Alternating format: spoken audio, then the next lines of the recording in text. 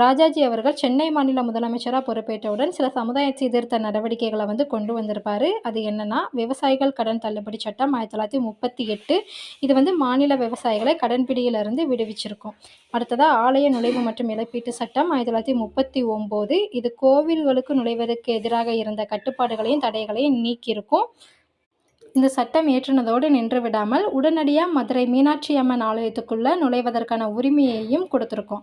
அடுத்ததா மாநிலம் முழுவதும் மதுவிலக்க நடைமுறைப்படுத்தியிருப்பாங்க. அதனால ஏற்பட்ட வருவாய் இழப்பை ஈடு செய்வதற்காக விற்பனை வரிய அறிமுகப்படுத்தியிருப்பாங்க. அடுத்ததா அரசாங்க செலவை குறைப்பதற்காக நூற்றுக்கணக்கான அரசாங்க ஆரம்ப பள்ளிகள மூடியிருப்பாங்க. பள்ளிகள்ல காந்தியோட வார்தா கல்வி திட்டத்தையும் அறிமுகப்படுத்தியிருப்பாங்க.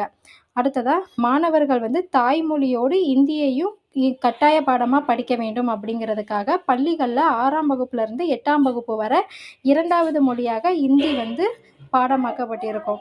நன்றி.